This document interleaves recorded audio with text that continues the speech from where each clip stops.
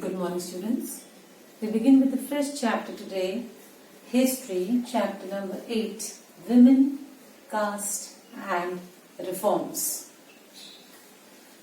To understand these topics, we need to compare the present scenario with the past scenario. I will talk about the past, which was around 200 years ago. So let's begin with the present scenario as to how are you living right now, you and I being the feminine gender, how are we living right now, how our ancestors used to live at that time, 200 years ago I'm talking about. Now when you talk about you and me, we studied, we are allowed to do whatever we want. There is no discrimination on the basis of gender in our homes. We can vote. We have the right to property. I'm talking about the women, okay? The women, the feminine gender. We have the right to property. We can choose any field we want to go in. Like we can become a pilot, we can become a doctor, we can become a lawyer. We choose it and it's our discretion in which we can live, at which we can live. But was it the same 200 years ago? No. At that time, the girls, the women were not even allowed to choose their own husbands whom they would want to get married to. No education for them. They were considered to be a very weak section of the society. The reason being, money has got finances have got a lot of power to run a household, okay, run a house. And it was said at that time, those people who can run the house, who can earn money and bread for the family, are supposed to always have an upper hand. So right from the Vedic age, women were considered to be weak. Weak physically, weak mentally. So they themselves, we weren't weak, we were considered to be weak. So we were not given those many rights as compared to a man. You'll be amazed to hear a woman would be married only once in her lifetime. Around I'm talking about the age, the past old age, and a man could marry as many as times he would want to. That practice was called polygamy. If a lady would lose her husband, she would have to burn herself alive on the funeral pyre of the husband. She would be alive sitting on that pyre, and then she would earn respect of the society. But if a person is dead and the body is burning, it's a different situation when compared to a person who's alive and is being burnt alive. These kind of practices used to be there at that time. They were not allowed to have any legal rights on the property of their mother and father, nor their ancestral property. No rights at all. They were not allowed to educate themselves. It was said, there's one line in your textbook, it was a stereotype type of mentality. It was said that if a woman would be educated, she would become a widow. Now, why do you think this kind of mentality existed? This kind of mentality existed because of the lack of literacy. You and I are educated, and if somebody is working at your home and that person is not educated, there's a vast difference between the thought process of yours as a literate person and the person who is an illiterate. You just talk to somebody who's an illiterate and see. You will have a different notion or different idea about something, and that person will have a totally different point of view than yours, and which will have no head or tail at all, no logic at all. Yours will be logical, yours will be discretionary. You will use your brain and then come to a conclusion. They will go with the mass, whatever the public is speaking, that might be correct. So this was not the only problem we had in the society. We had a problem of caste system as well. Right from class 6, you've been learning about caste systems problems. The Brahmins and the Kshatriyas thought they were the most powerful in the society. Vaishyas came the third, and then the most, I would say, deprived of part of the society were the Sudras. They would do menial jobs, and those menial jobs they would consider the so-called powerful people of the society would consider them to be untouchables because of the jobs they would do, and because they did not have any kind of privilege in the society. They were not allowed to drink from the public well. They were not allowed to enter temples. They would not even allow the widows and the Sudras to cross the path if a Brahmin would be walking. That kind of a society. So obviously last chapter when I had taught you, the Britishers also were dead against the evil social customs and practices of India. So what happened and how did this particular thing happen? That's a reform means a change. How did a change come in the society?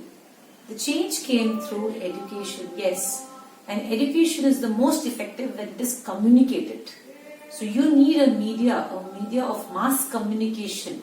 Now at that time you wouldn't expect a smartphone or a television or a radio to just from no man's land be invented and given to all. Slowly, gradually, the means of communication became stronger, and then we got to know that so many things are happening around which were wrong, and then they had to be reformed. So one of the means of communication at that time was print media. So by print media I can say magazines, newspapers, leaflets, pamphlets.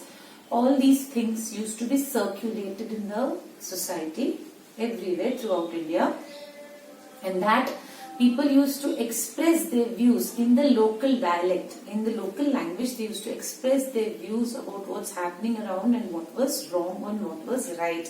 An exchange of ideas would take place, debates would take place. Somebody would say you're wrong, somebody would say you're right. So this way, people educated themselves and actually they became much more sensible. Those who are reading it also came to know, yes, this is wrong. So this is one of the ways in which discussions took place. From here came in the major role of the reformers. So certain people of the society took it upon themselves, who were themselves very literate and educated, that change, they wanted the society to change, so they initiated an action by discussing out these topics. So one of the topics which was taken for was sati. Now the very thought of a human being being burnt alive, you know what? They used to ensure that if the person would not run away, they would sometimes tie that person. Excuse me. They would tie the person to the log of wood. Imagine what kind of trauma that person would undergo. So that kind of a trauma, being burnt alive, it was so inhuman. So there came first one of the reformers, a very well-known personality, Raja Ram Mohan Roy. He started an association called the Brahmo Samaj, which worked against the sati practice. Now he wrote so many things about it. He was a very learned person. He was like well versed in languages like Sanskrit, Persian, and many other European languages. So he wrote in many languages as well, and he used his logic.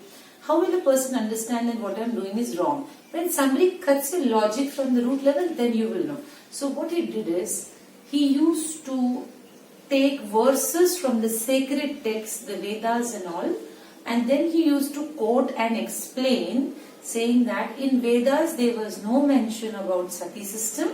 So what we are doing is wrong. We are going against the sacred texts. So when you would bring in an emotion which was involving the sacred texts content, then obviously the people would say, yes, really we were wrong. So that is what he did. And at that time Britishers also were very impressed by this person, because they wanted a change in the society, and he was a good means of bringing a change.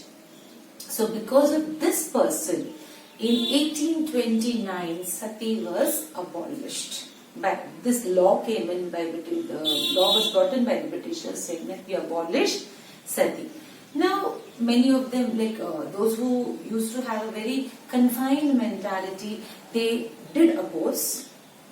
It was obvious that they would oppose. But most of them welcomed because they knew that this was wrong.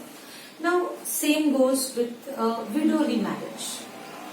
If a person, now if sati is abolished and the widow remains, widows also were living a miserable life. They would be left out in a room outside the house, and then she would be allowed to eat only one-time meal with no spices in it, and she had to totally shave off her head and wear a white sari. She wouldn't be allowed to be a part of any program, any social program, no marriage, no weddings to be allowed to be enter, and she was supposed to be living like a life of hell. Like she would go through hell while she was alive.